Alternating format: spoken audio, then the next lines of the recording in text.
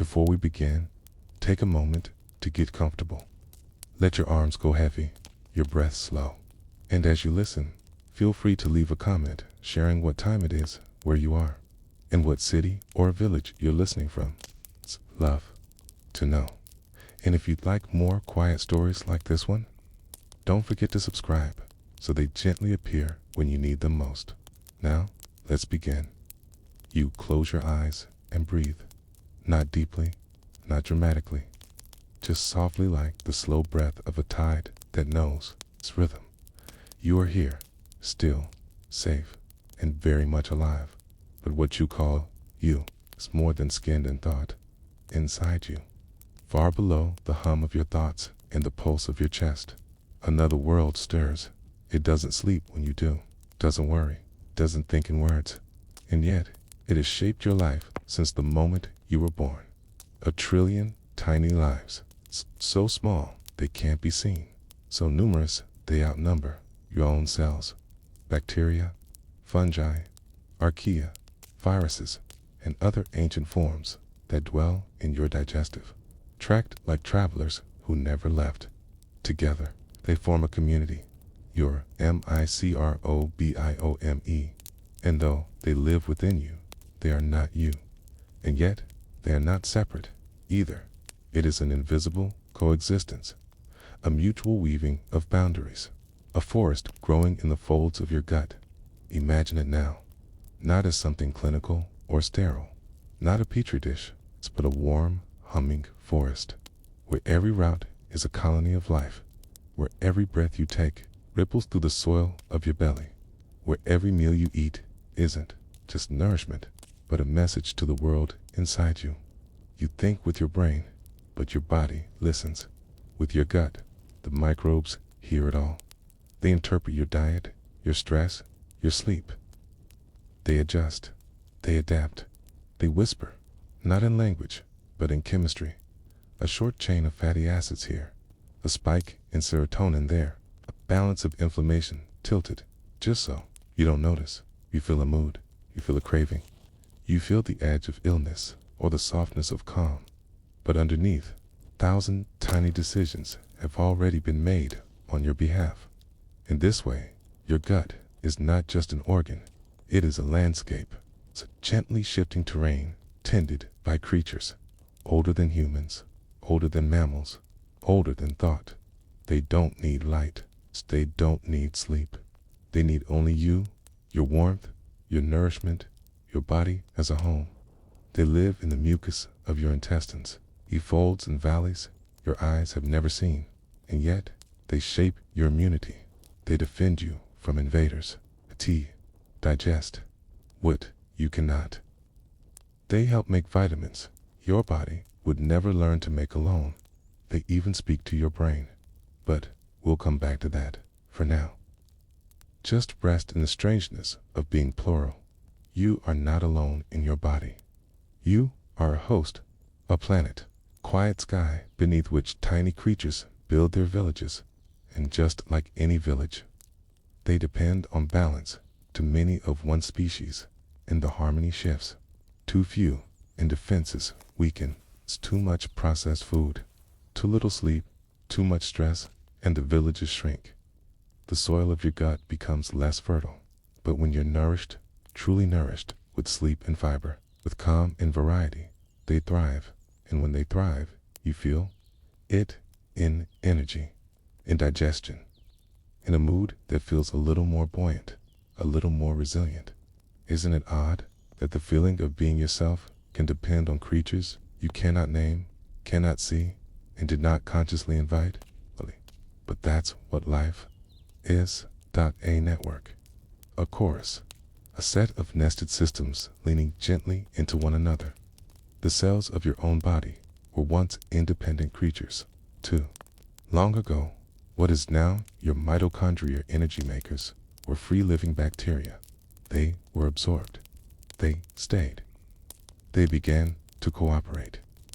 And now, they are as much you as your thoughts. Your gut microbiome is a continuation of that ancient story. Life inside life. One organism housing another. Symbiosis not control. And the more we learn, the more we understand that this partnership is not passive. Your microbes react to your emotions. They shift during anxiety. They suffer during prolonged sadness. They respond to the food you crave, sometimes by amplifying that craving. And remarkably, they may even affect who you're drawn to. But that part of the story comes later. For now, just breathe. Let your mind drift to the village inside you. Each bacterium a humble worker, fermenting, digesting, breaking down, sending chemical signals into your bloodstream. You don't direct them, but you influence them. Again, they influence you. It's a conversation with no single voice. It's only rhythms, only feedback, only a harmony always seeking to restore itself in recent years. Science has begun to glimpse how vast this world truly is. When researchers sequence the DNA of gut bacteria, they find hundreds of species, some known, some entirely new. They map which microbes are common to healthy individuals, trace how populations shift after antibiotics, after illness, after birth. And in those shifts, we find patterns, connections, clues in depression, in anxiety, in immune disorders, in obesity, in inflammation.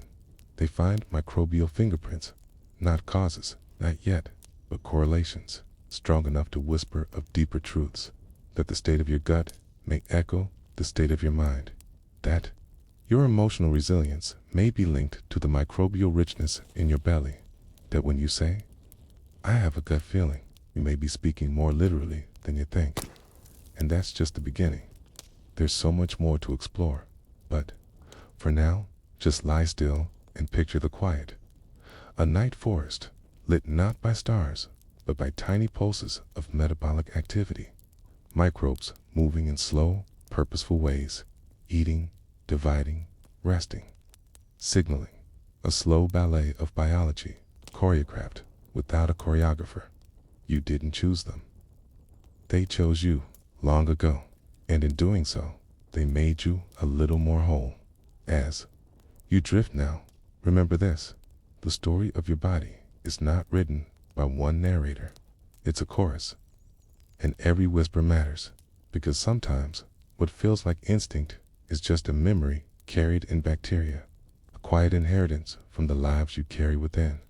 And if something so small can shape something as deep as you, then perhaps it's time to listen to the parts of yourself you cannot hear, even the forgotten ones, even the ones without names.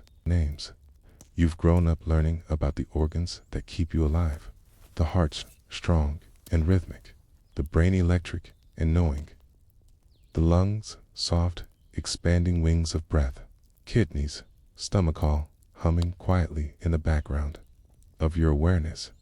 But there is another. It has no shape. It cannot be held in a surgeon's hands. It does not show up on scans, and it never makes a sound. And yet, it influences your health, your mood, your choices, perhaps even your destiny. This silent force is the community of life living inside your gut, the microbiome, a name that sounds clinical, almost mechanical, but within it lies something older than language, older than your body itself.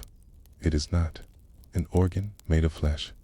It is an ecosystem, a symphony of tiny beings who cohabit with you in one of the most intimate ways imaginable.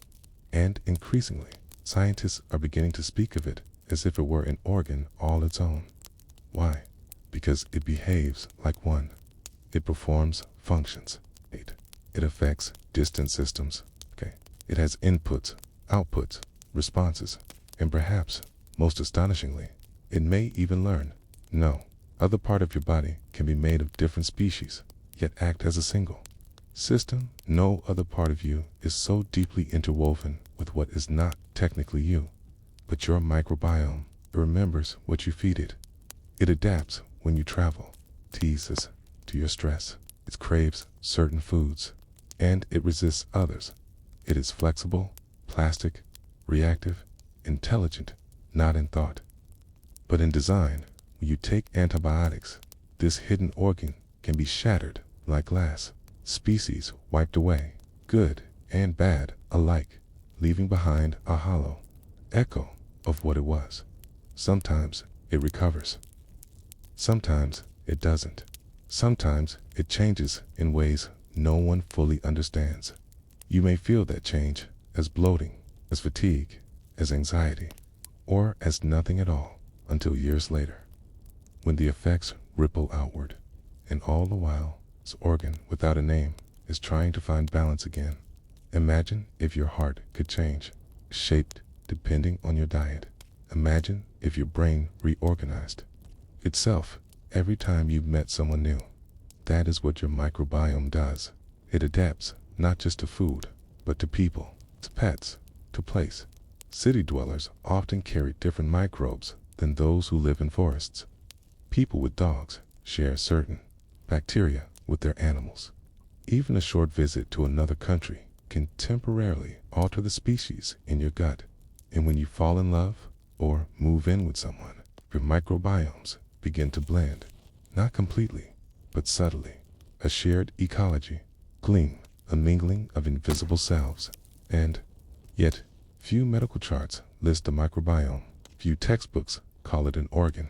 Few doctors test it as part of your routine health. Why? Because we've only recently learned how vast it truly is. Only in the last 2 decades have we developed tools to sequence its genes, to map its fluctuations, to even guess at its influence. And what we're finding has changed the landscape of medicine. Obesity, allergies, autoimmune conditions, irritable bowel disorders, even Parkinson's disease and depression all have links in some way to the microbiome, not as the sole cause, but as a thread woven into the tapestry of each condition. Sometimes the difference between illness and health may come down to which bacteria thrive, and which have disappeared. That's why some researchers now argue the microbiome meets every definition of an organ. It takes in raw materials, it processes them, produces chemical signals that affect distant tissues, it interfaces with your immune system, and it has structure, not physical, but ecological. It is not an accident. It is a part of you, an ancient part, a forgotten organ rediscovered just in time. And like any vital organ, it can fail. It can become unbalanced. It can fall into dysbiosis, a state where harmful microbes grow louder than helpful ones. This may begin silently. A change in diet, a lack of fiber, too many artificial sweeteners, too little sleep, too much stress. The gut lining weakens, inflammation rises, mood swings creep in, cravings intensify, and still, you may not think to look at the forest inside your gut. But as we learn, we begin to ask questions.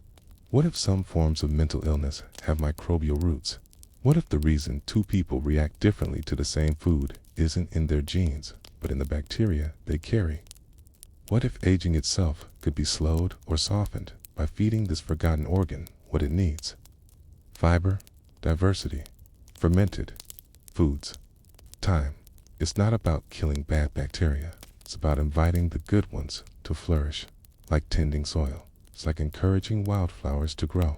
And when that ecosystem flourishes, everything begins to feel just a little more whole. You sleep deeper. You digest more smoothly.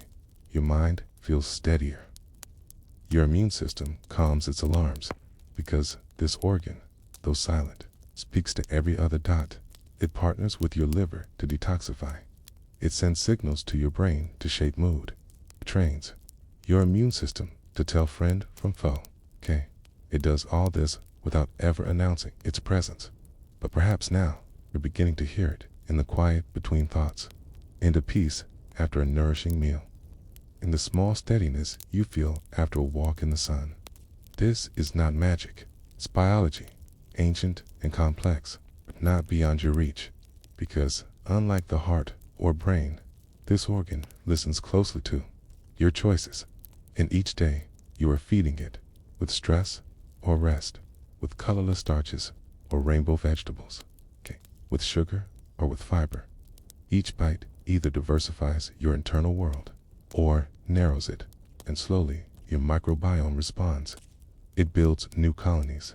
It shifts its chemical messages. It rebalances, and, in turn, you feel it in the rhythms of your bowels, in the steadiness of your nerves, in the grounded feeling that your body is not fighting itself.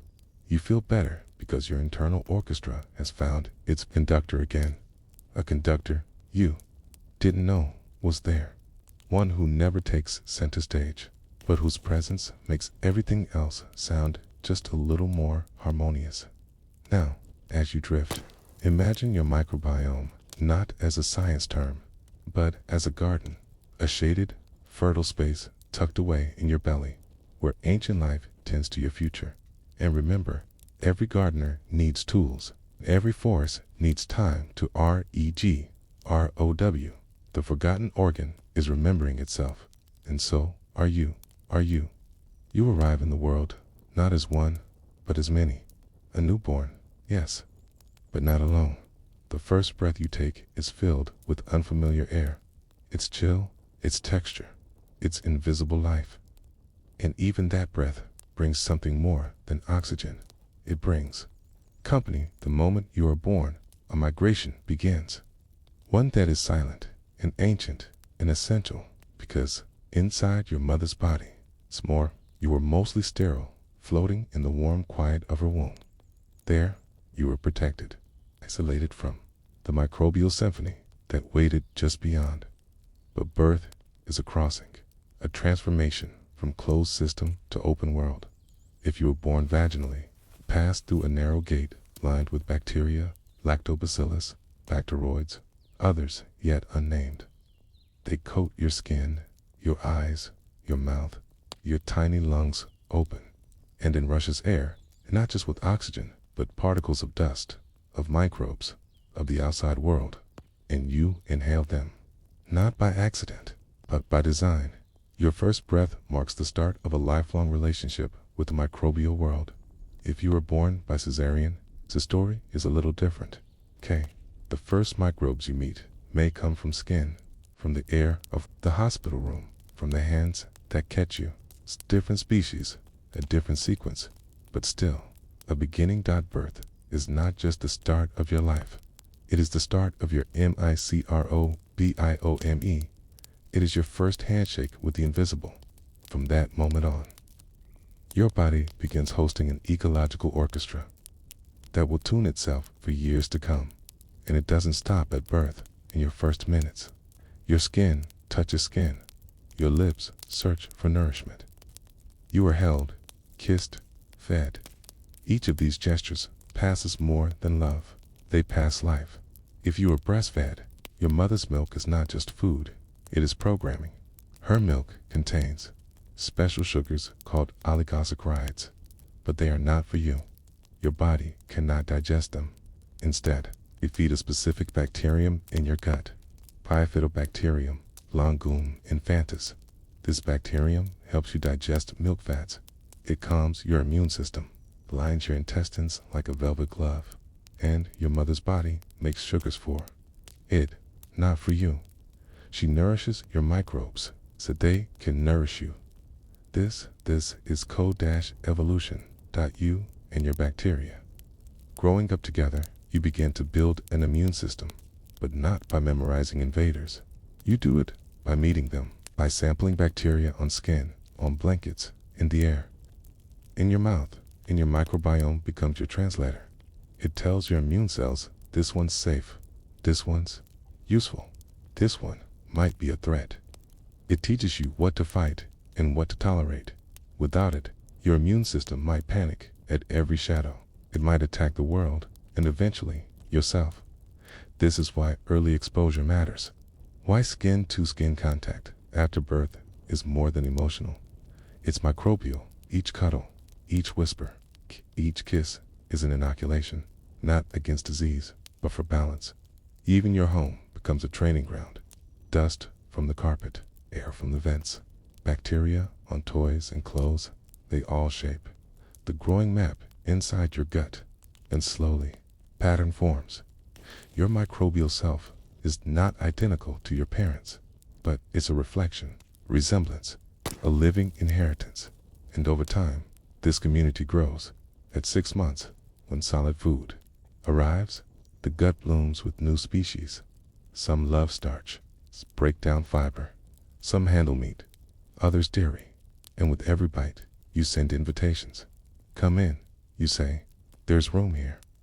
Your gut becomes a crowded train station. Some passengers stay, others leave. And your body learns to balance them all. By the time you're 3, your microbiome begins to resemble an adult's. Not just in complexity, but in stability. It still changes, of course. It always will. But the foundation, those first species, those early handshakes, they leave their mark. And they stay with you, in your digestion, in your immunity, in your mood, your weight, your energy. Perhaps even in your relationships. Because the microbes you meet in your first days are not just stowaways. They are partners, advisors, filters for the world. And in return, you feed them, house them, protect them. It's a bargain older than memory. Sometimes, things go differently. A course of antibiotics, a formula-fed infancy, a sterile environment. Each can alter the story, not ruin it, but reshape it. The good news? It's never too late to rewrite. But the earliest chapters matter. They set tone. They choose characters. They shape your gut's ability to recognize the world as home or as danger. Even your brain, still growing, still wiring, listens closely to these microbial signals. Some bacteria may encourage the development of emotional regulation, of attention, of calmness and stress. Their messages travel via the vagus nerve, through immune cells, or even through the bloodstream. They do not speak in words, but in molecules. And your brain listens without knowing it. This is how your inner life begins, not just in neurons, but in microbes. They do not define your soul, but they may shape your sense of safety, your openness to touch, your willingness to connect. You are not just raised by people. You are raised by an invisible ecosystem. And this truth, though quiet, changes everything. It invites compassion, patience, a deeper understanding of how early life echoes into adulthood. And it reminds you that health is not built in isolation. You are not a single species. You are a collective, a colony, a walking rainforest of memory and adaptation. Every cell you carry has a story, but so do your microbes. And theirs began on the day you were born. You may not hear it, but your gut speaks, not in words, not in thoughts, but in the language of molecules, electrical pulses, and chemical echoes. This is the voice your brain has been listening to since before you could speak. It begins in the walls of your belly, a world so alive, so electrically sensitive. It has been called your second brain. But this second brain does not think. It feels. It signals. It responds. And when it does, it uses a bridge. Long, winding, quiet. That bridge is the vagus nerve, a slender thread that stretches from brainstem to stomach, looping gently through lungs, heart, liver, intestines. It does not carry thoughts. It carries messages like weather forecasts, subtle, constant, rarely urgent. 90% of its fibers go upward, not downward. That means your gut speaks more than it listens, and your brain hears more than it knows. A sigh of digestion, a shift in pH, a signal of fullness or tension or imbalance. Each moment, your gut updates your brain on the state of your inner world. Sometimes it's a whisper, all is calm. Sometimes a ripple, something's off. And your brain, like a careful parent, adjusts. It may shift your mood. It may quiet your thoughts, may spark unease. This is interoception, your awareness of what happens inside your body, and your gut plays a starring role. But how do bacteria, microscopic and silent, influence that conversation? They send messengers. Some bacteria produce neurotransmitters, chemicals usually associated with the brain, GABA. serotonin, dopamine. You feel these as calm, as joy, as motivation. But many of these don't begin in your head. They are born in the fermentation and feast of your gut. Serotonin, for example, nearly 90% of it is made in your intestines. Not all of it reaches the brain, but its presence still affects nerves, muscles, inflammation, and immune response, and indirectly can influence how you feel. Bacteria can also shape how much tryptophan you absorb, the amino acid your body uses to make serotonin. They fine-tune your biochemical music. When your microbial balance is off, that music can shift. It may become tense, restless, anxious. This is not emotion from memory, but emotion from biology. You may wake up feeling uneasy, not because of a dream, but because your gut is inflamed, disturbed, or missing a familiar ally. And through the vagus nerve, your brain hears that like static on a quiet radio.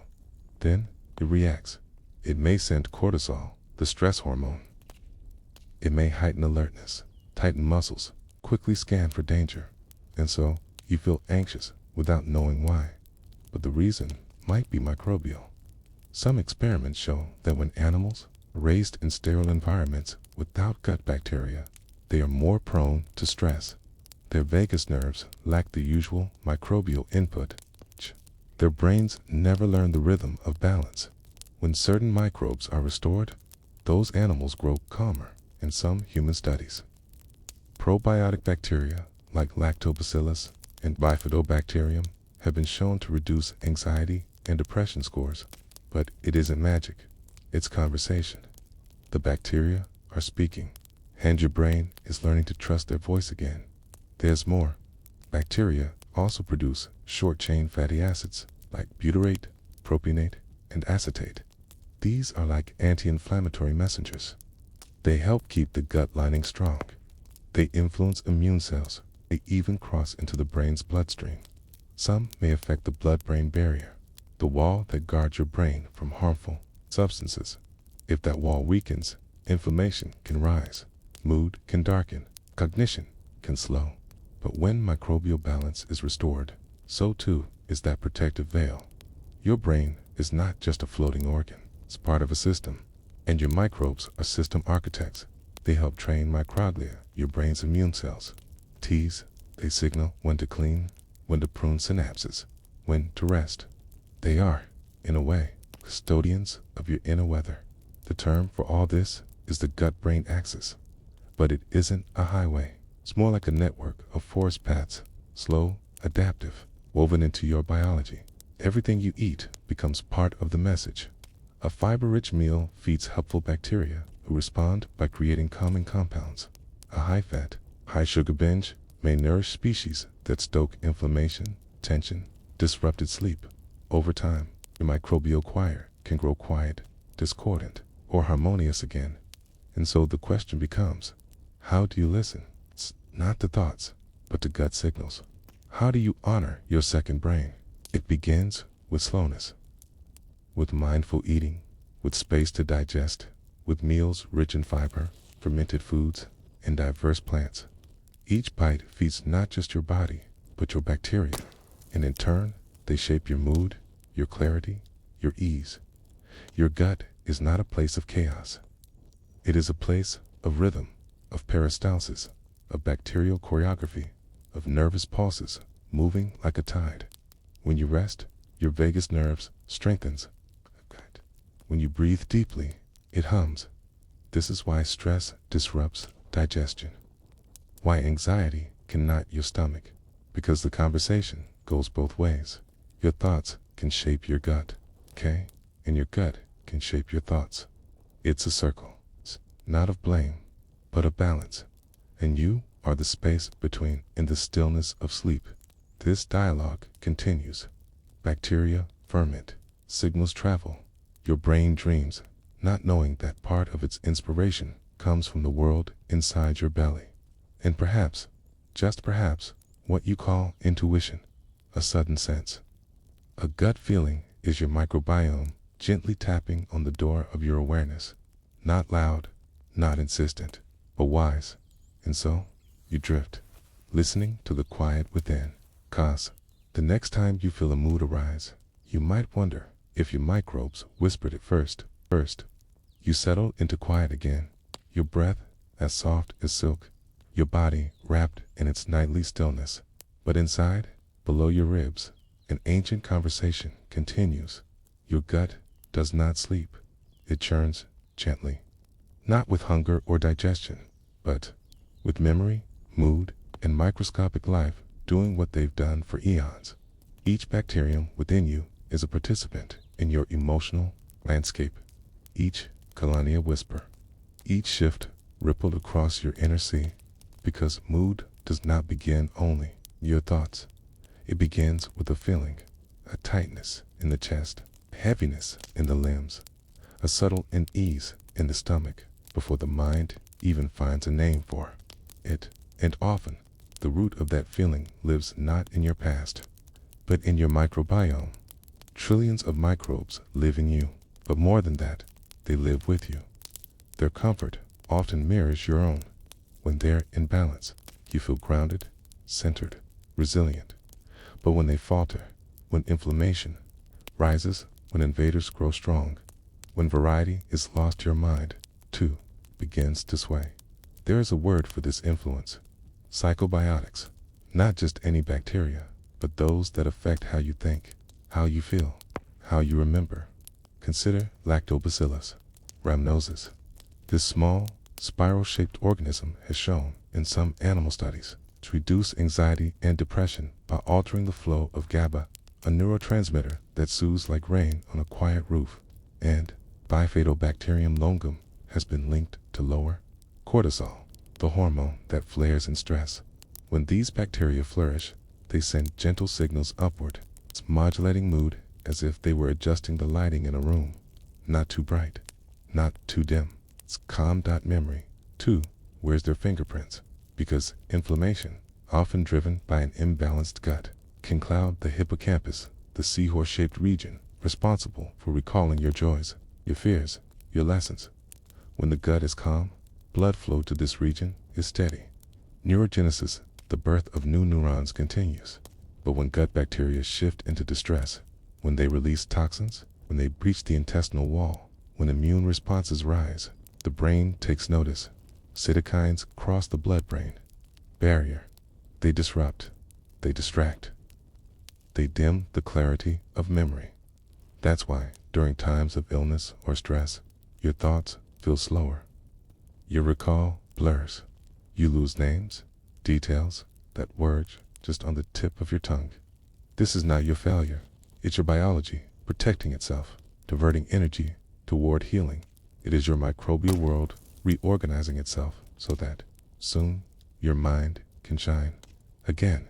Even dreams, those nighttime collages of fear and wonder, may be shaped by what your gut is doing. Some scientists believe the REM cycles that stir your mind are influenced by microbial activity through chemical signals. Serotonin levels, which ebb and flow with microbial health, influence sleep cycles. And gut inflammation has been linked with insomnia, nightmares, or the strange flatness of dreamless sleep. The food you eat during the day becomes the atmosphere your mind dreams through at night. A meal rich in fiber, fermented foods, colorful plants. This nourishes diversity. And diversity in the gut means stability in the mind. But a steady stream of ultra-processed meals, low in fiber, high in refined sugars. This can starve the helpful bacteria and feed the ones that make chaos. Some of these microbes release lipopolysaccharides, compounds that promote inflammation. When these leak into the bloodstream, they send danger signals. They push the body into low-grade defense mode. You may not feel sick, but you may feel off, irritable, foggy, restless. This isn't imagined. It's systemic. It's cellular.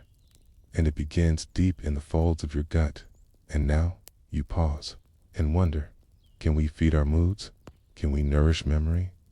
Science says yes, but slowly, gently, like tending a garden. There are no instant fixes, no magic strains, but there is something ancient about the rhythm of feeding your microbes well and letting them in return. Feed your spirit. It might begin with kefir or kimchi, simply a bowl of warm lentils and greens. It might begin with silence, with eating mindfully, without screens or distraction, giving your second brain the calm space it needs to register fullness, safety, satisfaction. In this quiet space, remember something else: how emotion and memory are braided together. The smell of bread can carry you back decades. The spice in a soup can unearth a forgotten face. The tang of something fermented can summon joy you don't know how to name. This is episodic memory. It's tied to the senses, and your microbes play a role in crafting those sensory landscapes. They help process aroma. They influence cravings, okay? They even guide the way your brain maps comfort and nostalgia. Some researchers have wondered if microbial patterns could be involved in emotional memory recall, how certain foods soothe grief, or how a digestive imbalance can keep sadness cycling longer than it should. It's not about blaming your microbes. It's about understanding that you are more than your thoughts. You are an ecosystem, okay? And your emotions are weather systems within it. Clouds pass, storms clear, balance returns, and sometimes when you feel whole again, when joy returns softly, not with a shout, with a sense of enoughness, it's because the tide has turned in your belly. Your microbes, once thrown into chaos, have found harmony again. They've quieted inflammation. They've restored the pathways, okay? They've allowed your brain to feel like home once more. You may never meet them. You may never name them, but they know you. They learn you. They adapt to the life you live, and slowly, over time, they shape the way you remember your life. So as you sleep tonight, know this: within you, memory is fermenting, mood is blooming, and tomorrow's clarity may begin with a single silent microbe. You're walking through a memory. The air is warm, the light low. Someone's laugh finds your ears and stays. Their presence is ordinary till it isn't. Something in you shifts, subtle, magnetic, and strangely deep. You're not just curious, you're drawn. And though your mind tries to make sense of it, the symmetry of their face, the sound of their voice, the way they carry themselves, something else is at work. Something older than thought, older than language, older even than love. Your microbes are leaning in. Inside you, billions of tiny organisms are running quiet calculations, not with logical words, but with chemistry. Your gut, this ancient ecosystem of bacteria, viruses, fungi, is sniffing out compatibility before your mind even names the feeling. They're not swiping left or right. They're sensing safety, familiarity, balance. Because for thousands of years, what we now call attraction was survival. Choosing the right partner meant choosing someone whose biology supported your own. Someone whose scent didn't confuse your immune system. Someone whose microbes wouldn't disrupt your internal harmony but complement it. Your nose, it turns out, is one of the oldest matchmaking tools you have. You may not notice it, but you inhale the chemistry of those around you. Their breath, their sweat, their skin carry microbial signatures, invisible clouds of information. In your body, your gut listens. In studies, with t-shirts worn by strangers, participants consistently preferred the scent of those whose immune system genes, called MHC genes, were different from their own. Why? Because diversity in immune system genes means stronger potential offspring, a broader defense against illness, a biological balance that could carry forward. And who helps shape those scents? Microbes. They live in your armpits, your mouth, your belly, your skin. They process the compounds your body produces and create new ones. Scent, molecules that float invisibly into the air and land in someone else's subconscious. So when someone walks past and something in you turns soft and alert, you're not just noticing beauty, you're sensing microbial music, a chemical harmony that your gut wants to hear again. This isn't metaphor, it's science, okay? And it's ongoing, Because attraction is never a single moment. It unfolds over time, layer by layer, exchange by exchange. When you touch someone, a hand on a shoulder, a brush of fingertips, you're not just sharing warmth.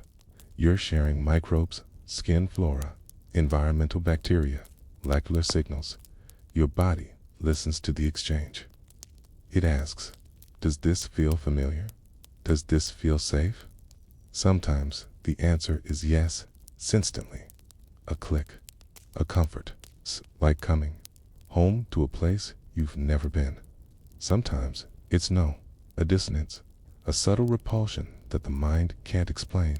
And sometimes it's silence, no signal, no shift, just a neutral space where your microbes and theirs choose not to dance. What's remarkable is how much of this happens before a kiss, for a word of affection, before any logical decision. Even conversation can carry microbial influence. When two people speak face to face, they exchange tiny droplets, aerosols, that carry not just moisture, but bacteria from the mouth and respiratory tract. Over time, this creates microbial overlap, shared communities, invisible familiarity, and attraction in its quiet way. It's comfort in that familiarity. It's not just who excites you, it's who calms your gut, because anxiety can rise when your microbiome senses a mismatch, when unfamiliar bacteria enter your space and disrupt your rhythm. This may explain why some people feel off after a one-time romantic interaction, not because of guilt or shame, but because their inner ecosystem was startled. On the other hand, when a connection grows slowly, comfortably, with physical and emotional safety, the microbiomes of both people begin to adapt, to recognize, to welcome. You may even find that over time, you crave someone's scent, not perfume or soap, but their skin in the morning, their breath in the evening, a subtle signature that feels like peace. Microbiologists are only beginning to understand this dance, but even now, they can trace certain species of bacteria that are commonly transferred between romantic partners. Some even theorize that particular strains may influence hormonal regulation, risk-taking behavior, or even levels of bonding chemicals like oxytocin. Imagine a tiny microbe in your gut influencing how tightly you want to hold someone's hand. This doesn't mean you lack free will. It means your biology is involved in ways we never used to see. It means your body is a participant in the story of connection. And that story continues even in rejection. Sometimes you're drawn to someone who isn't drawn back, and perhaps your microbes felt it too. The mismatch, the resistance, the quiet turning away. Sometimes your gut pulls toward danger, a familiar chaos that echoes past wounds. This is the shadow side of microbial memory. Your inner ecosystem remembers what you have fed it. If your history is shaped by dysbiosis, a long imbalance of gut bacteria, inflammation, emotional trauma, you may find your body confusing fear for familiarity. This is why healing the gut is more than physical. It's emotional, it's relational. To restore your ability to feel safe, you must feed your body safety in food, in relationships, in breath, and then attraction becomes joy again. Not a wild firestorm, but a glowing ember, a sense of rightness that spreads slowly. You learn that love can be something your whole body agrees on, not just your heart, not just your eyes, but the trillions of tiny voices inside your gut saying, yes. This isn't about clinical control. You can't test for perfect compatibility, not yet, and perhaps never, because attraction remains part science, part mystery, part poetry. But knowing that your gut is part of the equation adds depth, adds softness, adds permission to listen inward, not just to thoughts, but to feelings that rise from your center, to feeling of someone next to you and your body exhaling, not tense, not braced, but at ease. That's more than love. That's microbial resonance. And the more we learn, the more we realize love is not only in the stars. Sometimes it's in the soil of your own body, in the microbes you've grown, in the ones you welcome, and just a scent guides the way.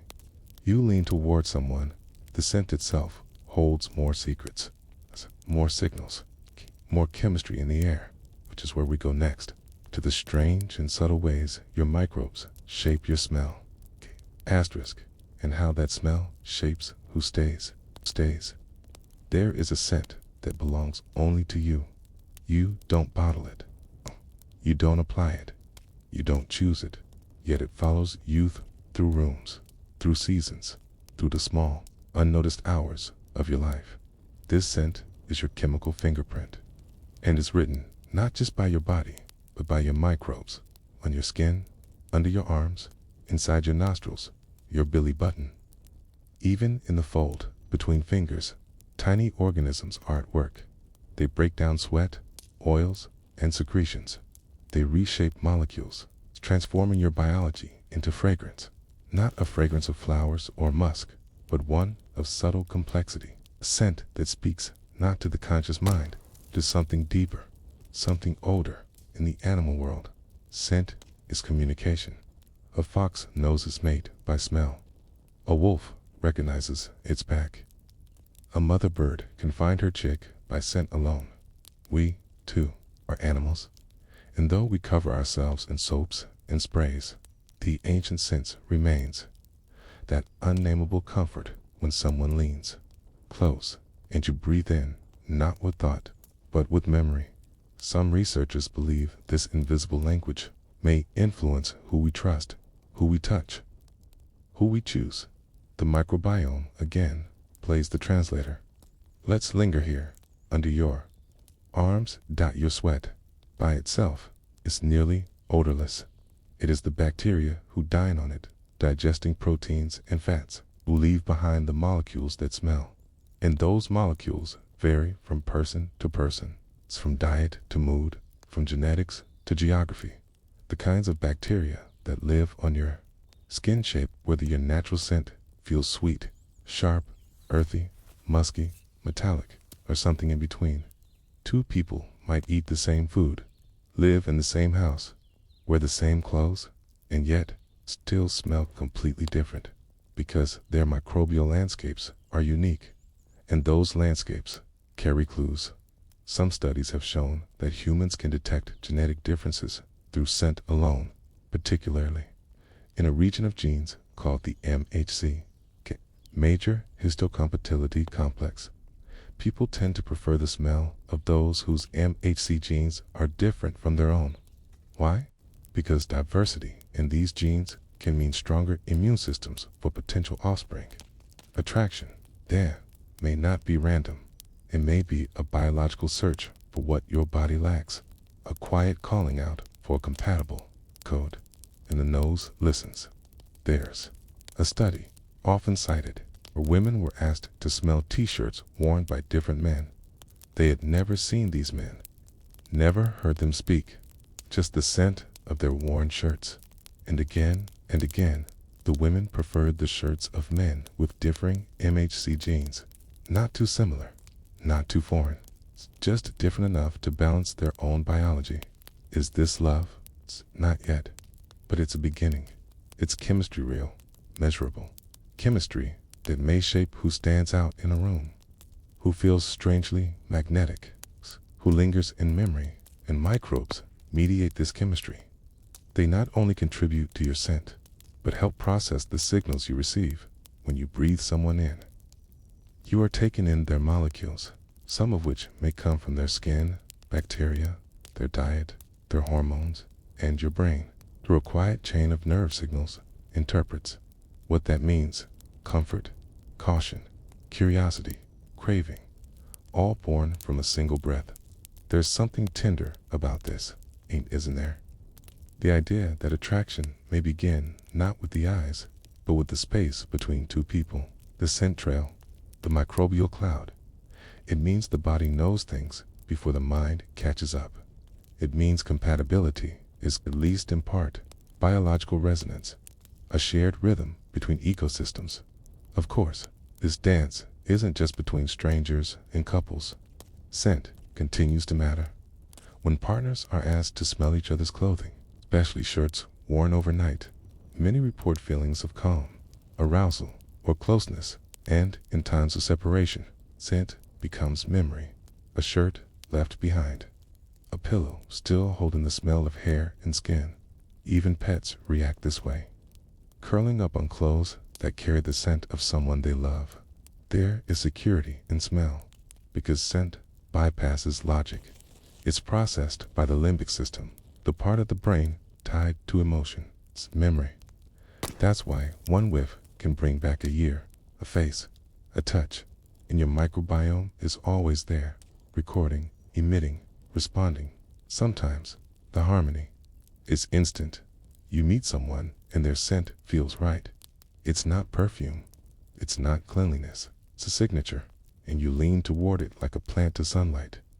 Other times, the dissonance is immediate. Their presence triggers unease. No words are exchanged, but something in your body says no. It may be microbial mismatch, maybe your skin's ecosystem rejecting unfamiliar chemistry. Even among loving partners, changes in microbiome can shift attraction. Stress, illness, diet, antibiotics, all can alter your scent and how others perceive it. We don't often speak of this. We explain attraction with stories and symbols, eyes meeting across rooms, hearts skipping beats. But beneath it all, quiet orchestra plays, each person a symphony of scent and bacteria, seeking resonance. And like all music, not every song is for every ear. There is comfort in this, because it means some rejections are not personal, conscious, neutral, like magnets that won't align. But when they do, when the scent is right, when the body softens in response, you're reminded, love is not just poetry. It is chemistry, it is shared air, shared space, shared silence, and perhaps shared microbes. So the next time you feel drawn to someone without reason, without warning, pause, breathe, feel how your body responds. Not your mind, but your skin, your stomach, your breath. It may be that the answer lives there, in the smallest organisms on your body, writing invisible messages in the air. They don't speak in words, but in warmth, in ease, in the way you lean in and don't want to lean away. That is the scent of compatibility, crafted not by will, but by a biology that wants to feel safe, to feel balanced, to feel home. And in the deepest layers of love, what we call home is often just what we recognize in each other. But recognition can go further than smell. Inside you, your immune system, too, has an opinion, quiet, ancient, and rooted in survival. In the next chapter, we listen to the immune system's quiet preferences and how even your white blood cells may help decide who you love. You think of love as the heart's domain, but inside you, deep in the marrow of your bones, another voice whispers. It doesn't speak in words or feelings or dreams. It speaks in cells. Your immune system was never designed to love. It was designed to defend, to know you, to know what is not you, and to act accordingly. Yet somehow, this ancient protector plays a role in who you find safe, who you find different, who you find irresistible. The immune system may not seek romance, but it seeks balance. And sometimes, love is just the body's way of choosing what makes it stronger. Let's begin with the MHC, the major histocompatibility complex, a long name for something so small it fits inside each cell. This is the biological barcode that helps your immune system recognize what belongs and what DOESN, single quotes, T. Every living thing with a backbone has some version of this. Your MHC molecules present tiny fragments of proteins to your immune cells, asking, is this me? Or is this an intruder? If the answer is not me, then the body responds. Inflammation, attack, protection. But here's where it gets strange. People are often attracted to others whose MHC codes are different from their own. The more different, the more complementary, the stronger the attraction. You might not feel it as logic. You feel it as pull, as magnetism, as a deep calm when someone is near. Why would the body prefer this? 'Cause MHC diversity in children can mean stronger immunity. To people with different MHC profiles can create offspring whose immune systems have more tools, more keys to unlock more types of threats. Nature, then, may have built a preference for immune contrast into the quiet spaces of courtship. It's not about appearances, not about charm or wit. It's about survival. Attraction, on this level, is not sentimental. It's cellular. Let's return to the sweatshirt studies. In one experiment, women smelled t-shirts worn by anonymous men for 2 nights straight. They didn't know their names, didn't see their faces, only their scent. And again, the women preferred the shirts of men whose MHC profiles differed most from their own. What they were sensing was not just musk or skin. It was chemistry that matched an internal code. Your body may seek what your genes lack, and when it finds it, there is comfort. A quiet yes. Of course, this isn't the only factor in attraction, okay? We are more than molecules. But the idea that your immune system influences desire, not through hormones, but through information, changes the story. Suddenly, love isn't just about romance, it's about data. It's about the future encoded in cells before touch ever happens. This also explains something curious. Couples with 2 similar MHC profiles often report lower satisfaction. They may struggle with fertility or feel less desire over time. Even the body's sense of novelty fades faster when genetic codes echo each other too closely. It's as if the immune system loses interest when it finds nothing new to learn. Contrast brings spark. Difference brings strength. In other species, this is well studied. Mice, birds, fish, all show patterns of choosing mates based on MHC diversity. They are not thinking about immune systems. They are responding to what their bodies have learned to value. To value, so are we. Every time you feel drawn to someone for reasons you can't explain, there may be a silent calculation underway. Your immune system weighing possibilities, evaluating risk, projecting future resilience. This isn't cold. It's ancient. A love that began in the blood. Let's go even deeper. In pregnancy, MHC compatibility matters too. The fetus carries genes from both parents. If the mother's immune system recognizes the baby's antigens as too similar to her own, it may not respond in the way needed to protect and nourish. Some studies suggest that MHC similarity can influence miscarriage rates, implantation success, and even gestational health. Love, then, isn't just about choosing well, it's about creating space for new life to thrive. In the immune system, in its quiet assessments, may guide that process from the very first glance. Even contraceptive use can affect this when on the pill. A woman's hormonal state mimics pregnancy, and studies have shown that during this time, she may actually prefer MHC similarity, as if the body, believing it's already pregnant, chooses familiarity over diversity. But when off the pill, preferences shift back toward contrast. The immune system tunes its antenna based on context. It's not rigid.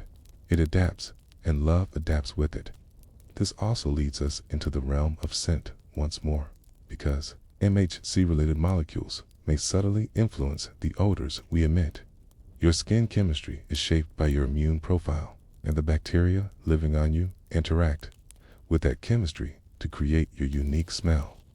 So when someone leans in and something inside them says, "This feels like home," what they're recognizing may be your immune echo, not consciously, but deeply. Even in long-term relationships, still matters. Couples whose MHC genes remain complementary may feel more bonded over time. They may report higher satisfaction, more interest, more synchronicity. And when that balance shifts, when illness, age, or external changes alter the body's chemistry, those subtle signals can shift as well. This doesn't doom love. It simply means that relationships Our ecosystems, always evolving, always responding to the molecular weather. Immune system may be just one player, but is an important one because it reminds us that love is not just a feeling. It's a negotiation, a collaboration, a quiet search for strength, and strength often lies in difference. So when your body feels drawn to someone unexpected, someone outside your usual type, pause. It may be your immune system reaching toward what your mind hasn't yet understood. It may be evolution writing a story. Share. Your heart is just beginning to read. That's not UNROMANTIC. It's beautiful because it means your very cells are participating in your future. They are not passive. They are hopeful. They are searching for the balance that keeps you safe and keeps your species moving forward. And they do this not with words, but with whispers, signals, smells, the tiniest dances between molecules and meaning. So, perhaps, when love feels inexplicable, it isn't. It's just happening on a level you haven't been taught to notice yet. And if even your immune system plays a role in love, what else inside you is reaching out, searching for resonance? Perhaps your gut itself is speaking louder than we thought. In the next chapter, we'll listen to your belly, to its feelings, flutters, and instincts. Because sometimes the gut knows first. When you move in with someone, you don't just share a bed. You share your mornings, your air, your towels. You brush your teeth side by side. You pass each other the spoon, the bread, the salt. And with each gesture casual, unconscious, your microbiomes lean closer. There is no ceremony, no formal moment where your inner ecosystems shake hands. The exchange begins almost immediately. And it doesn't stop. It's in the things you never think about. The mug you both sip from, the pillow you borrow for a nap, the kiss at the door, the touch of hands while passing a dish, the way your breaths linger in shared air. Every interaction is a transaction, not of thoughts, but of life, of invisible travelers, the microscopic citizens of your gut, your skin, your mouth. You don't feel them shifting. You don't see the migration. But over weeks, over months, your microbiome begins to resemble theirs, and theirs begins to resemble yours. This is not metaphor. It's been measured. Couples who live together, especially those who cook, touch, and sleep close, start to show microbial similarity, not only in the gut, but on the skin, in the mouth, even in the nasal passages. Your body becomes a reflection of your shared life. In long-term bonds, this blending deepens, lives folding inward, not just emotionally, but biologically. Bacteria from your partner's hands settle onto your skin. Their gut microbes travel through shared meals and stay in your digestive tract. Even your pets become part of this shared ecology. It's a microbial merging, soft, slow, silent, strangely intimate. You become each other's environment. The longer you are together, the harder it becomes to tell where one ecosystem ends and the other begins. Perhaps this is why certain bonds feel so grounding, so peaceful, not fiery, not overwhelming, but quietly harmonious. Your bodies recognize each other on a level you never consciously notice. They match, they fit, they stop fighting. It doesn't mean the relationship is perfect, but it may mean your microbes have stopped defending themselves. They've made room. They've adjusted. They've adapted to a rhythm of touch. Pattern of meals, a language of closeness. Imagine your microbiome as a choir. When you're alone, it sings in a certain key. When you meet someone new, the key may shift slightly off, slightly sharp. But over time, the two choirs listen, they tune, they find harmonies. Eventually, they sing a shared note. This merging doesn't happen with everyone. It requires proximity, time, repetition. But when it does happen, it becomes part of the bond itself. It's unseen, but felt. You become co-authors of each other's inner lives. The meals you share feed the same colonies. Okay. The jokes you laugh at change your hormones, which influence the gut, which reshapes the balance of species inside you. Even stress, if managed together, becomes microbial dialogue. Your body reacts, your gut shifts, your microbes respond to cortisol, to adrenaline. And when your partner soothes you, your internal chemistry listens. It changes. So connection isn't just psychological. It's physiological, biochemical. It's an ecological collaboration. Some microbes thrive in closeness. They flourish when you kiss often, when you cuddle under the same blanket. They like the shared toothbrush cup, the same bathroom counter, the casual exchange of forks and phones. These microbes may even encourage bonding. Some research suggests that microbial signals affect oxytocin, the hormone of trust, of love, of attachment. When you're close to someone over time, your microbes may whisper, "Stay here. This is good. This is home." But it's more than hormones, more than bacteria. It's routine. Love, in its deepest form, is often quiet. It's in the daily acts, the folding of laundry, the chopping of garlic, the turning off of lights before bed. Each of these moments contributes to a shared microbial landscape. When you cook together, your hands pass microbes to the food. When you eat together, you share not just flavor, but entire populations of organisms.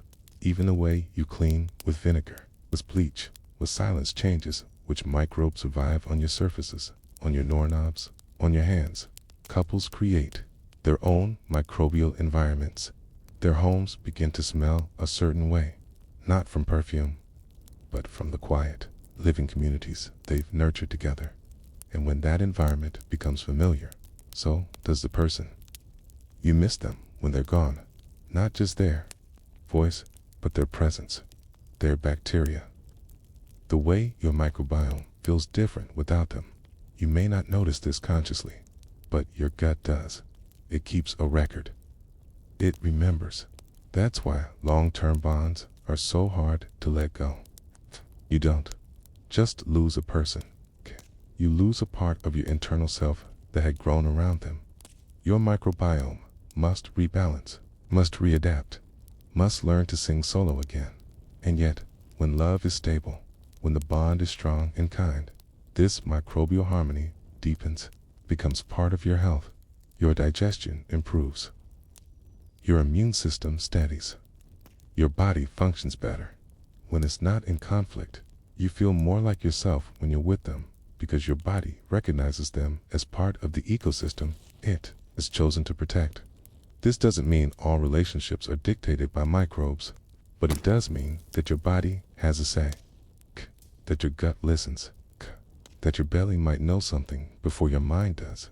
So when you spend years with someone, and you finish each other's sentences, and your habits align, and your rhythms, MERGE, part of that may be biology, a shared ecosystem, thriving in balance. It's the science of intimacy, the biology of staying. And it reminds you that love isn't always a spark. Sometimes it's a garden, cultivated, grown, lived in, nourished by time, by touch, by daily acts of microbial generosity.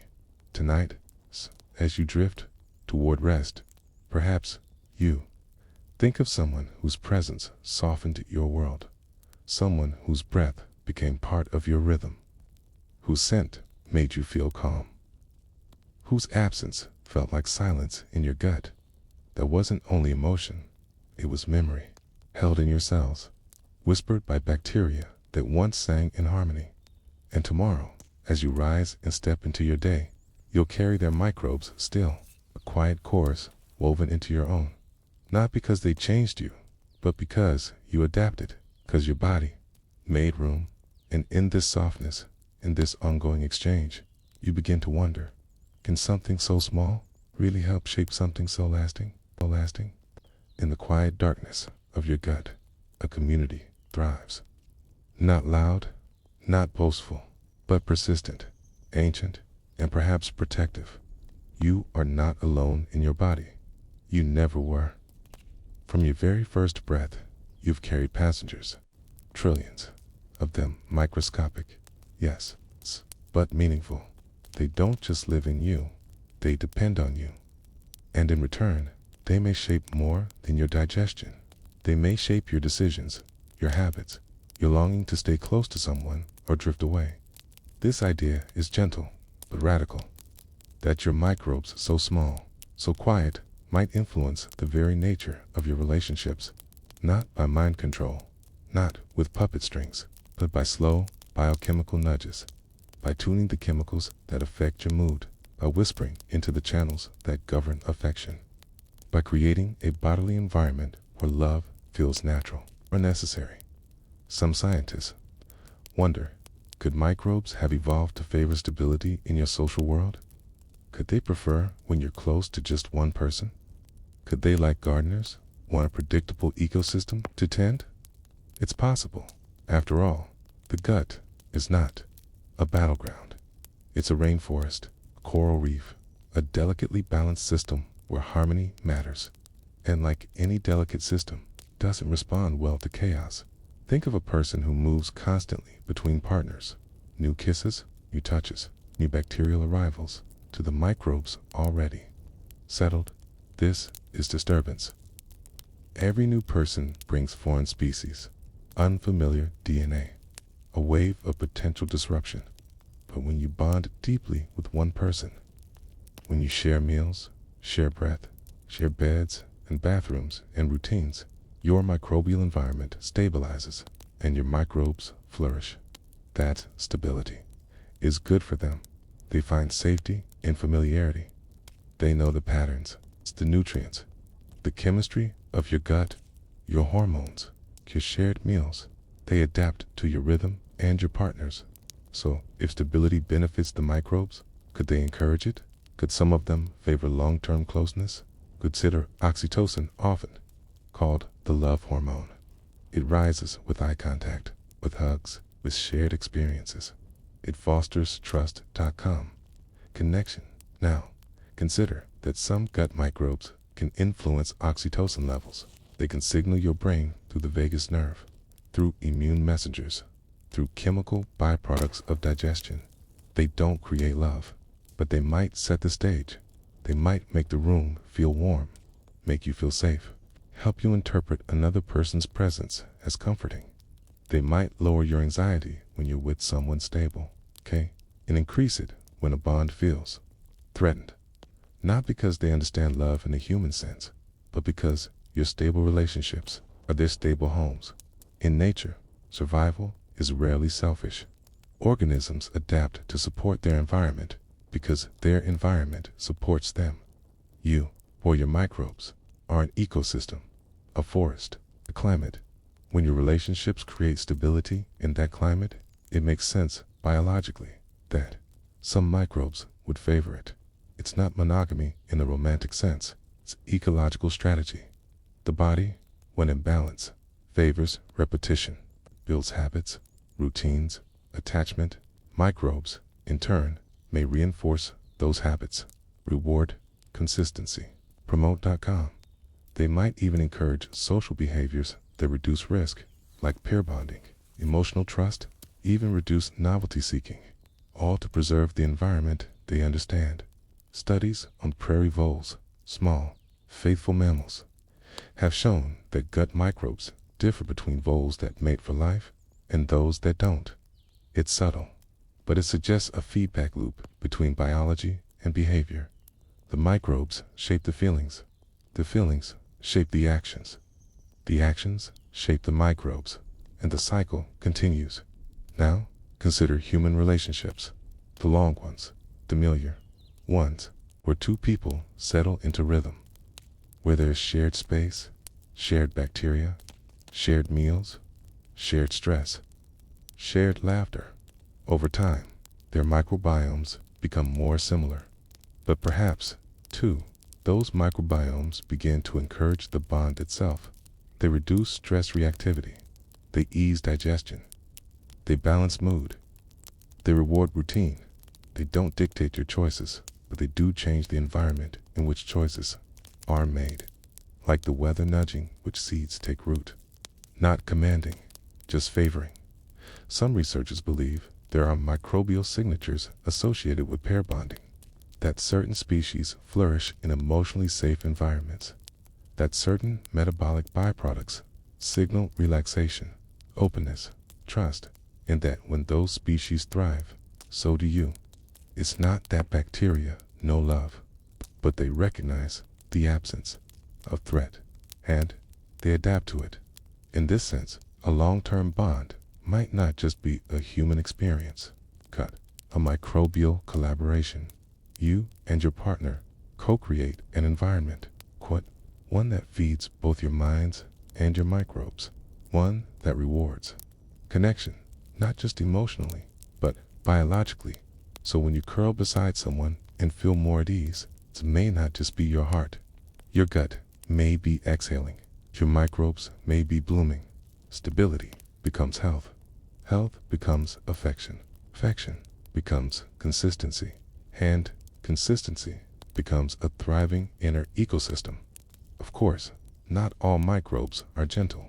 Some flourish in chaos, in stress, in inflammation.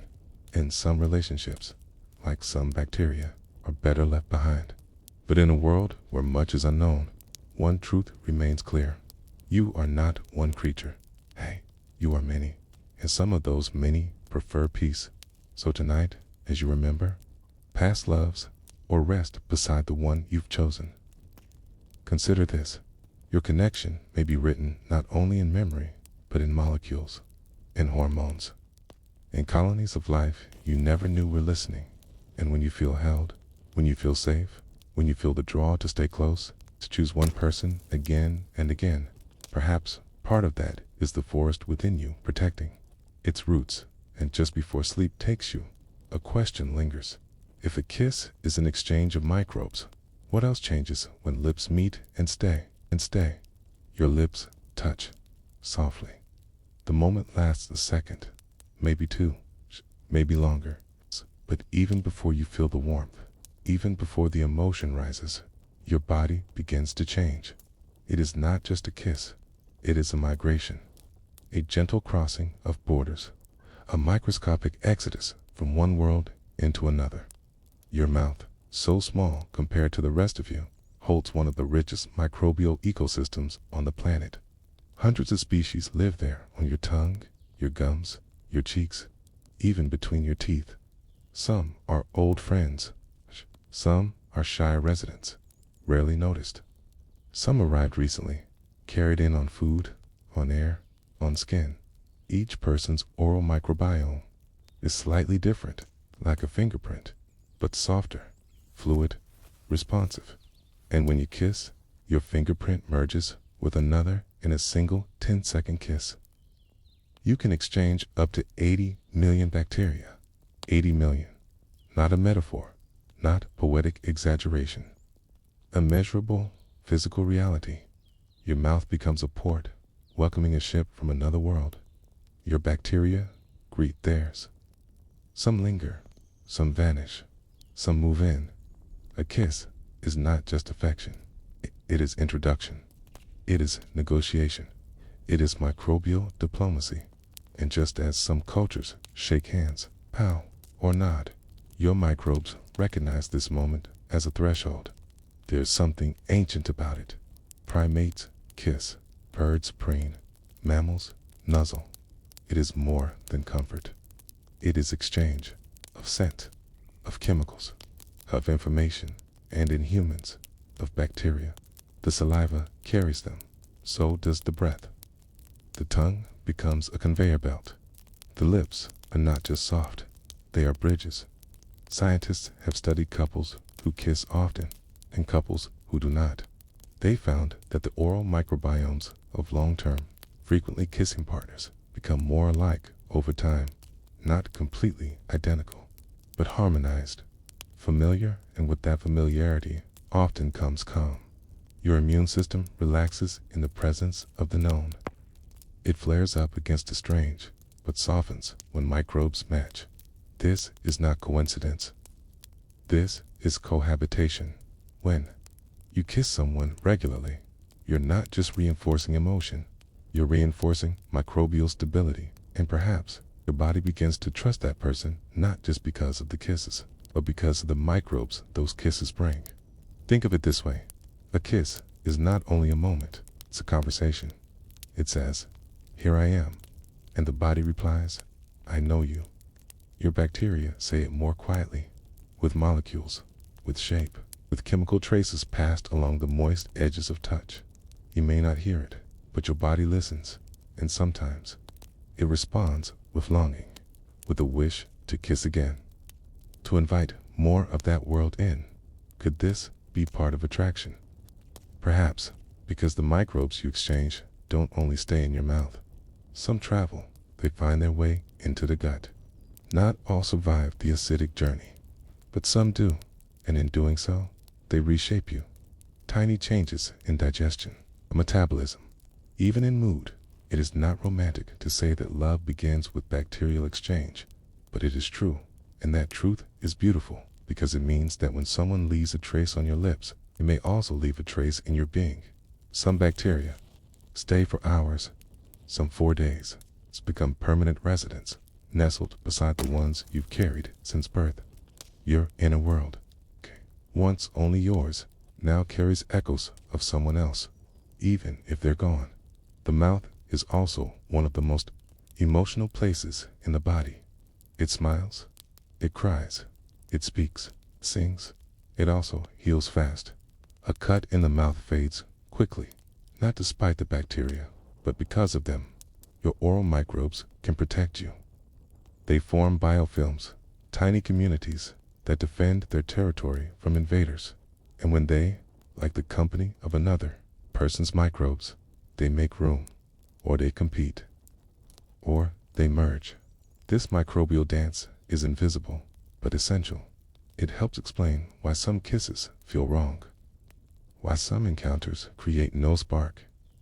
It may not just be the mind rejecting another. It might be the microbes saying, "This isn't a good fit." And when it is a good fit, when mouths meet and bacteria harmonize, a sense of calm may follow. A feeling of being understood, of being safe, of being welcomed, not just by the person, but by their microbiome.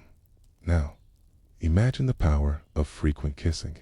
Couples who kiss often share more than emotion. They share a microbial rhythm. Their bodies sync. Their bacteria grow accustomed. They form alliances. They anticipate. Your immune system may begin to interpret that person as part of you. Not just familiar, but necessary. And so, with time, their presence soothes you. Not metaphorically, but biochemically. The vagus nerve calms. Cortisol drops. Heart rate settles. All because the body recognizes a friend on the lips. What's even more tender is that this recognition can linger, even after absence, even after separation. The microbial traces of someone may remain in your body long after their last kiss. You carry them quietly, like a whisper, like a signature, somewhere in the folds of your cheeks, or on the smooth path of your tongue, or in the secret places beneath your gums. They linger, not as ghosts, but as biology. And maybe that's why some memories are so vivid. Why a certain kiss can flash across your mind with full sensation. Because the imprint was never only emotional. It was physical, cellular, living, and maybe the body remembers before the mind does. So tonight, as you recall the first kiss that mattered, or the last one you shared, know that it wasn't fleeting. It was transformative. It changed you on levels you can't see. It left something behind. Even if it was goodbye, it was not just affection. It was inheritance. And in this soft space between science and memory, you are not just a body. You are a host, keeper of moments, garden where others have bloomed briefly or long.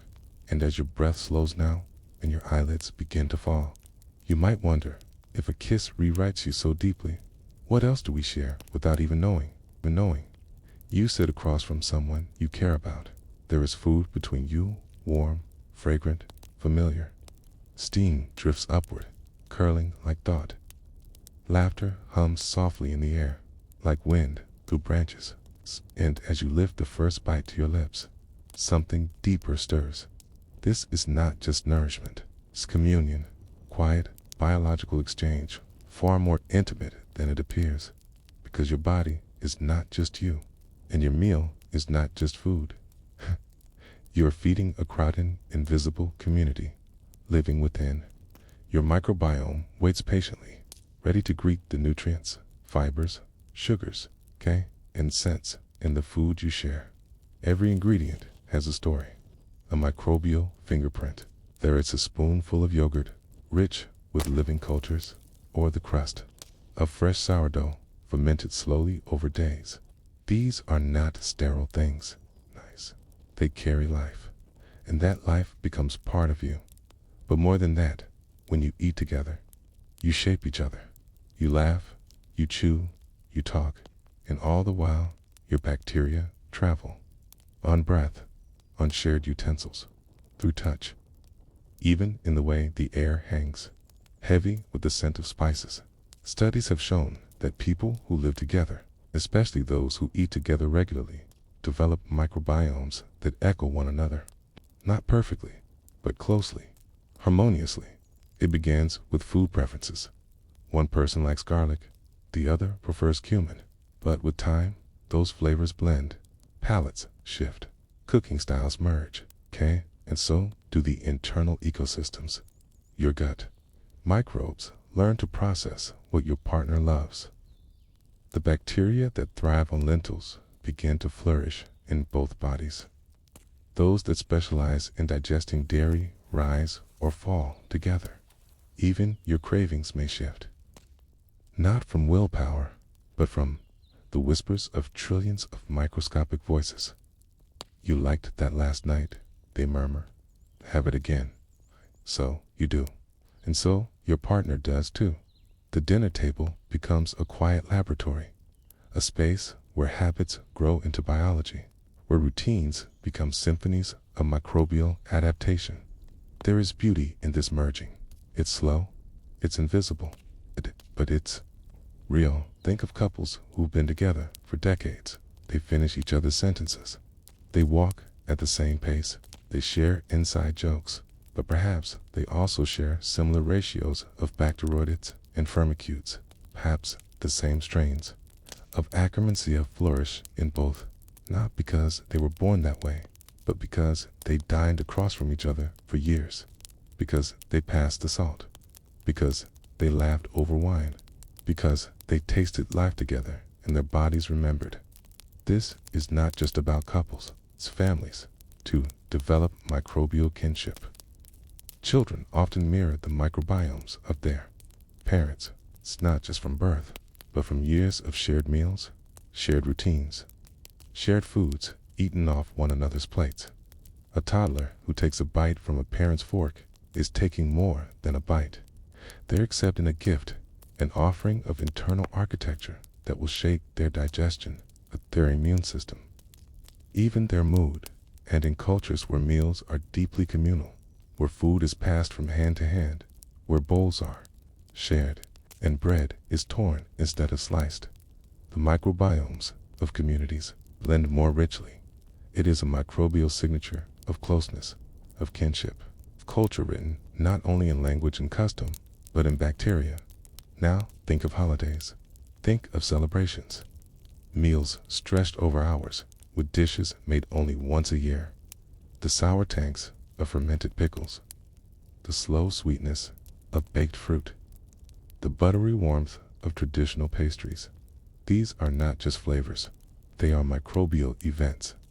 Feasts, not only for the senses, but for the organisms within you that wait patiently to receive their seasonal gift. They respond in kind. Some flare into activity, others fall silent. But all remember, and in that remembering, they write your story from the inside out. There is a tenderness in this, softness, because it means that to feed someone is to alter them. To care for someone's belly is to nurture not only their body, their internal landscape. And when someone cooks for you, They are offering more than calories. They are giving you their rhythm, their habits, their history. That stew simmered for hours carries spices, chosen not just by flavor, but by memory. The bread dough left overnight to rise was kneaded with warmth, with hands that have made it 100 times before. These are microbial inheritances, gifts passed from body to body through food, and in eating them, you change. You become part of their world, and they become part of yours. This also happens with friends, roommates, communities that share kitchens. When we eat together, we become more like one another in ways we can't see. Our gut flora whisper to each other through the echoes of spice and starch. They negotiate peace treaties, form alliances, decide what thrives and what fades. This is not dramatic. It is quiet. It's slow, but it is real and sometimes healing, because loneliness can starve your microbes. When you eat alone too often, your routine narrows. You buy the same things, you cook the same meals. Your gut bacteria lose variety, and variety is health. But when you sit with others, when meals are shared, something opens, even if it's just once a week. Even if the food is simple, it is the act of sharing that matters.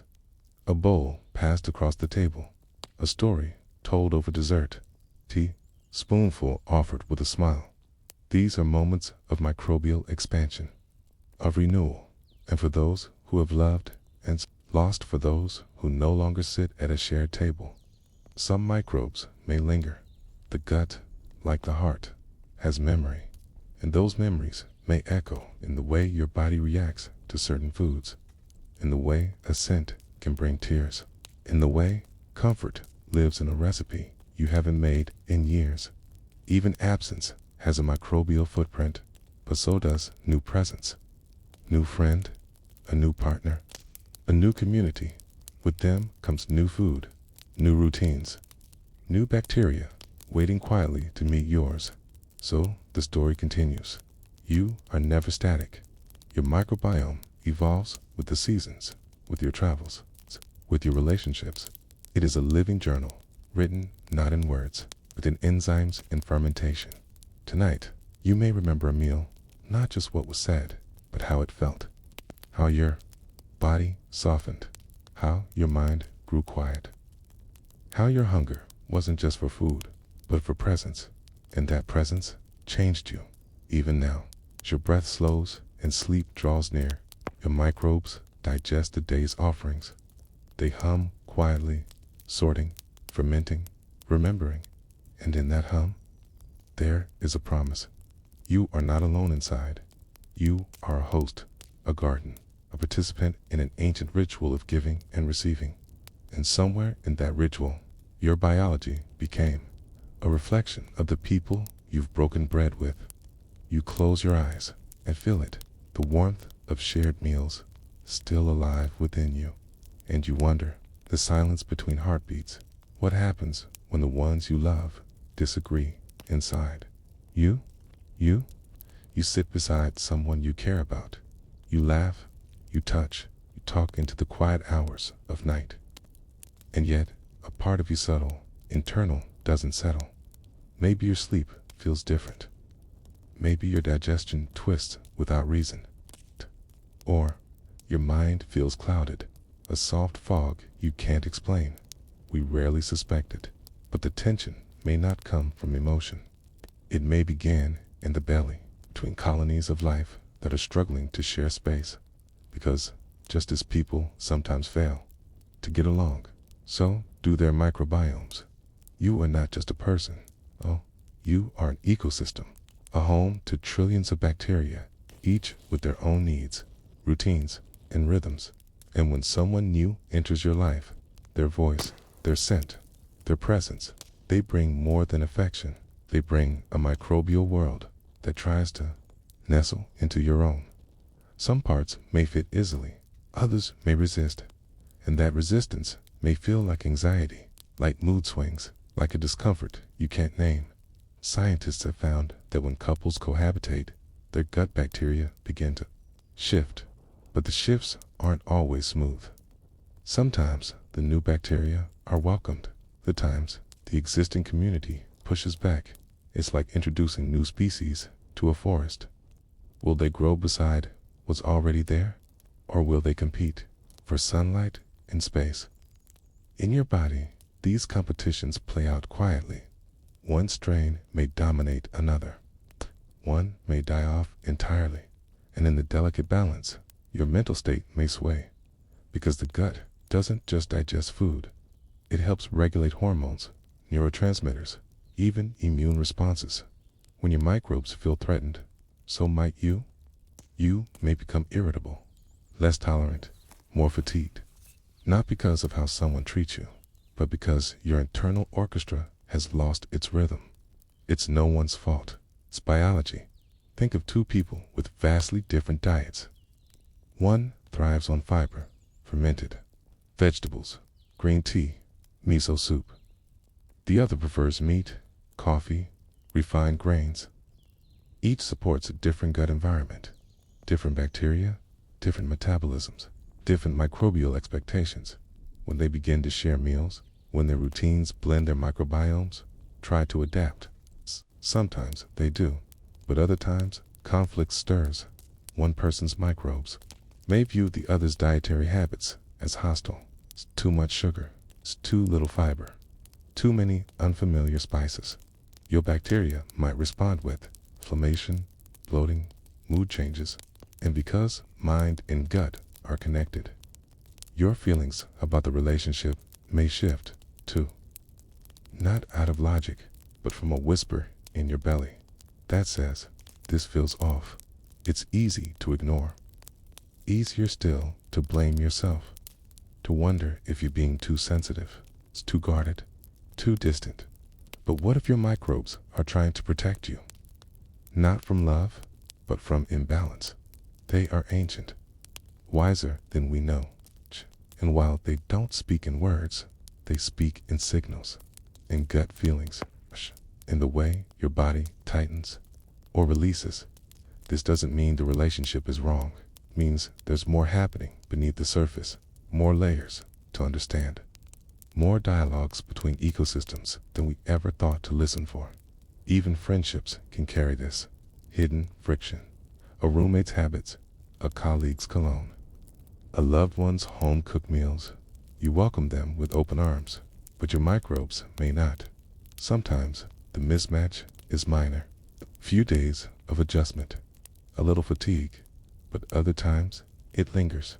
You might develop food sensitivities. Changes in your gut flora may alter how you metabolize certain things. What once nourished you now leaves you drained. You may crave solitude, not because you're antisocial, but because your microbes seek homeostasis. Their balance depends on what you eat, what you touch, what you inhale. Even pets matter. A dog, a cat, each carries a microbial fingerprint. Can your bacteria take notice? This doesn't mean we must isolate or fear intimacy.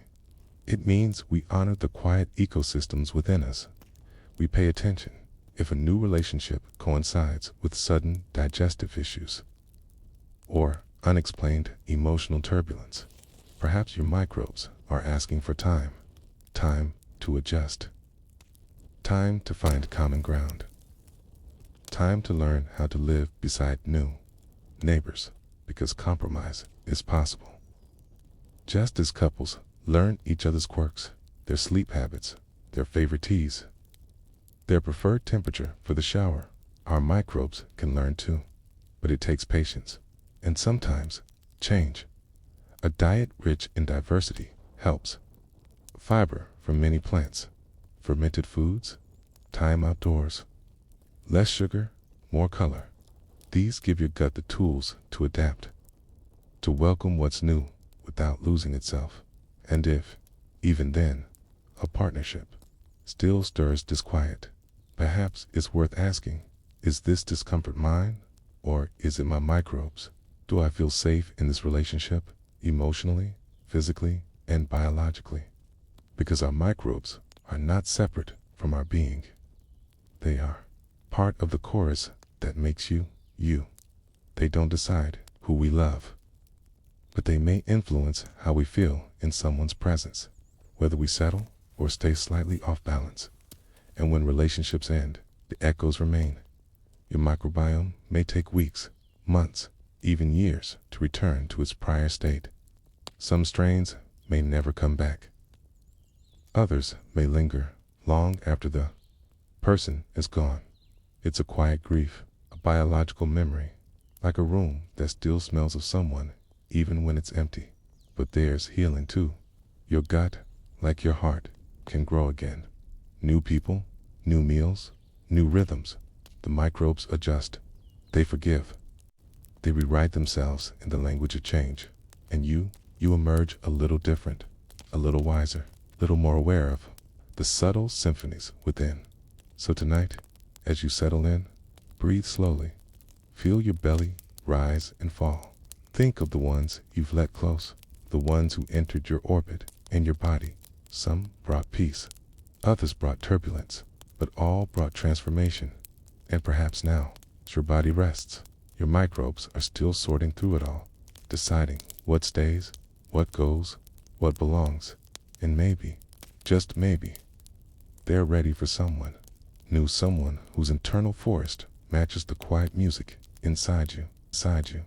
You are not who you once were, not just in thought or memory or feeling, but in biology, inside you. There is a quiet record of every person you've ever let in. It isn't stored in your brain or in the folds of a photo album.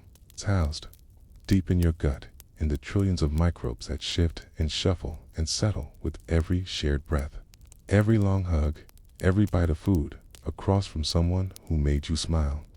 These tiny beings, invisible, tireless, don't understand the word love, but they understand proximity. They know contact. They respond to closeness, and so, in their own way, they keep track of who has mattered. Your body is not a sealed box. It's porous, permeable. It absorbs not only air and nutrients, but the microbial fingerprints of others. When you fall in love, your bacteria shift. Not metaphorically, literally. Shared meals, shared beds, shared environments. They become microbial crossroads. And over time, your internal world adapts.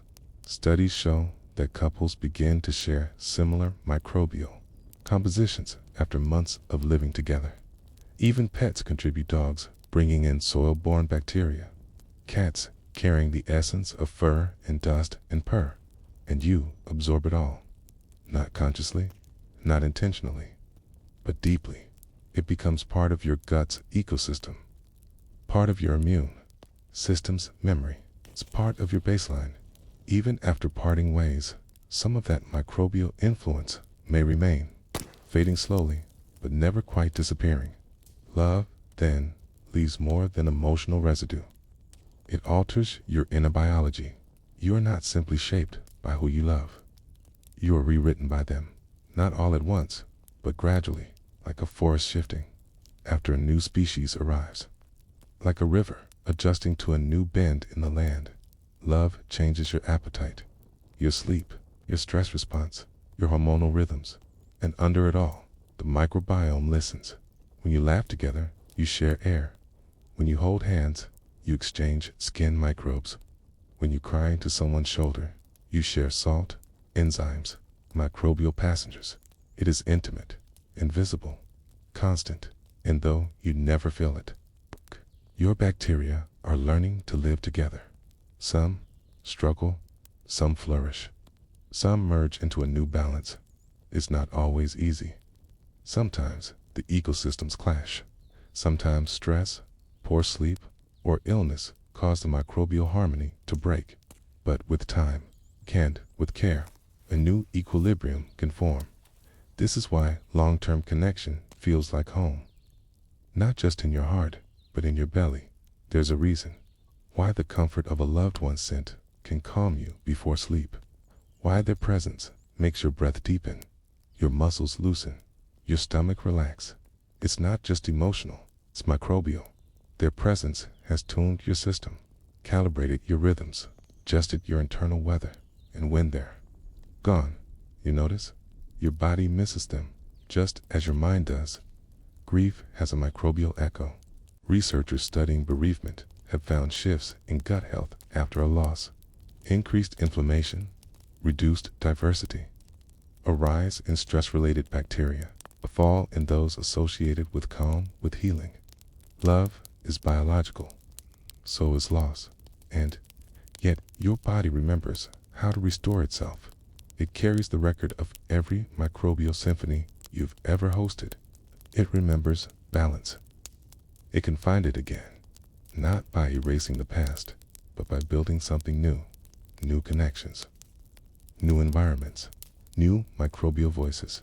You will always carry traces, like fingerprints on glass, like songs stuck in the corners of your memory. And that's not a weakness. It's a richness. You are not a single composition. You are a palimpsest, layered, rewritten, complex. Each person you've loved has added a line, a stanza, a chemical whisper that still hums quietly through your system. You are not alone, and never have been. Even now, as you lie still, your body is bustling. Millions of microbial interactions are happening inside you. They do not sleep when you sleep. They work, digesting, signaling, protecting.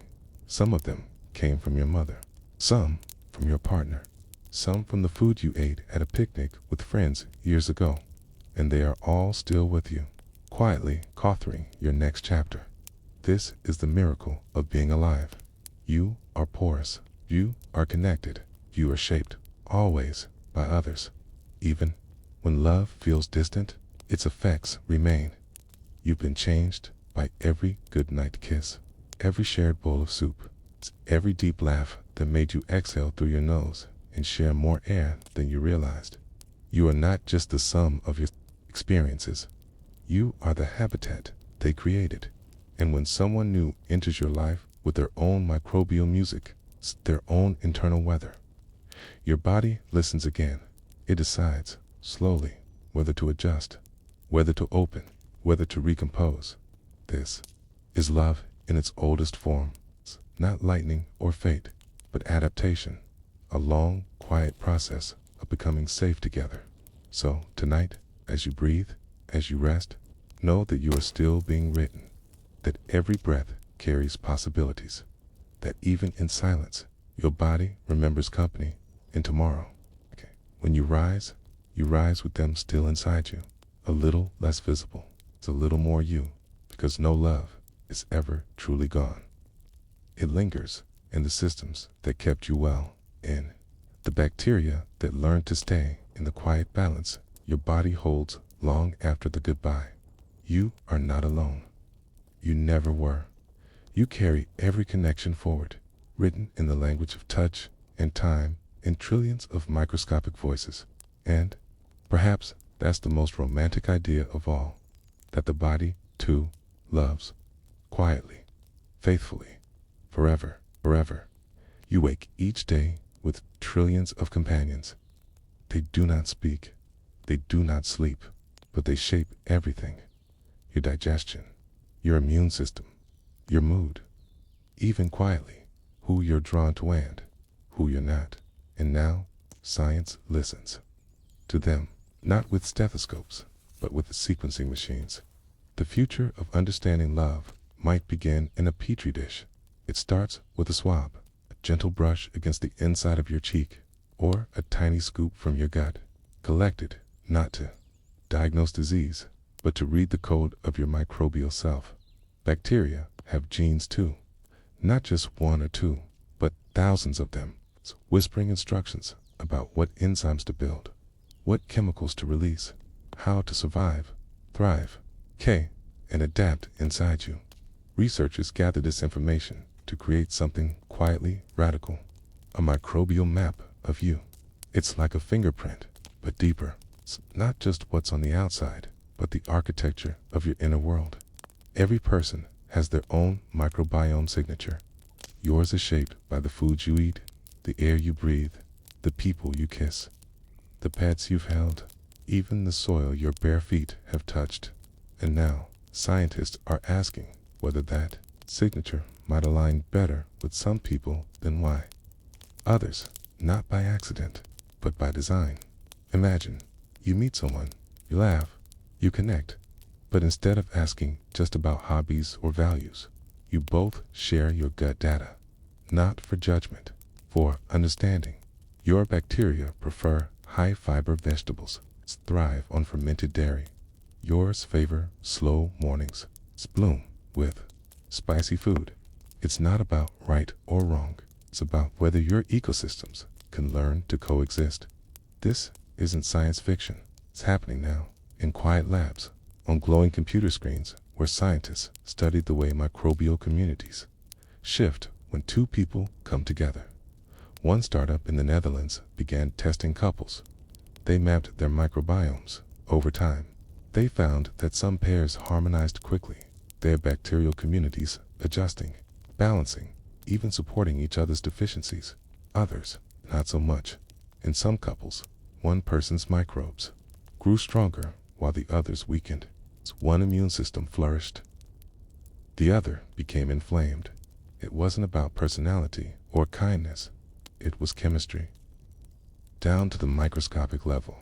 These studies are still new, still unfolding, but they open a door. What if, in the future, you could see how someone makes your whole body feel, not just your heart? What if online dating matched you by microbiome? Not to eliminate surprise or mystery, but to enhance harmony. A search filter, looking for someone whose bacteria play well with mine. It sounds strange, unromantic, but isn't it more intimate to know how someone touches you on the inside? Your microbes could tell you who helps you sleep better, who steadies your digestion, who calms your immune system, who makes your serotonin rise just by sitting near you. Already, scientists can predict mental health trends based on microbiome patterns. They see links to anxiety, depression, even autism. They study how gut bacteria may shape the way you react to stress, how you bond, how you heal, and if that's true, then love, too, must live in the belly. Some researchers dream of bacterial matchmaking. Coders envision a tool to help existing couples thrive. You might learn, my partner's microbes struggle with gluten. Mine handle it well. What meals can we share that nourish both of us? Or, our microbial overlap is 67%. That's high. We adapt easily. It's not about perfection. It's not about selecting partners like produce. It's about curiosity. It's understanding the ecosystems that live quietly inside you and how they respond to closeness. And if love falters, if something shifts, your microbiome may record it before you do. Scientists have tracked people through heartbreak. They found disruptions in gut flora, a drop in diversity, increased inflammation. The body grieves to dot, but in time, with care, and often with new connection, the microbes recover. They adjust, they stretch, they find new balance. This opens another door. What if healing after a breakup involves more than therapy or tears? What if it means tending your microbes, eating for your gut, resting for your flora, touching people gently, slowly, who bring new microbes, new resilience? There's poetry here, the way your body remembers intimacy. Not in your brain, but in your belly, in the silent echo of meals shared, lips kissed, hands held. You don't lose that memory all at once. Your microbes linger. They carry a trace of those you've loved, not as ghosts, but as data. And when someone new comes, they write over that data. Not to erase, but to evolve. So maybe the future of love isn't about swiping faster. It's about pausing longer, breathing into connection. It's asking not just, do I like this person, but also, does my body soften near them? Does my gut quiet in their presence? And maybe, one day, you'll receive a microbial compatibility score, not to decide who you love, but to help you care for the love you choose. Because microbes are adaptable. They want to thrive, and with patience, they often find a way. The future of love might come with more yogurt, more time outdoors, more shared meals rich and polyphenols. It might come with fewer rules and more attention to how your body reacts, to how your sleep deepens, to how your digestion smooths when someone kind enters the room. The future may not need perfection, only compatibility, and the courage to listen to the quiet chorus inside you. Even now, your microbes are singing a slow, wordless song, waiting for someone who sings in the same key.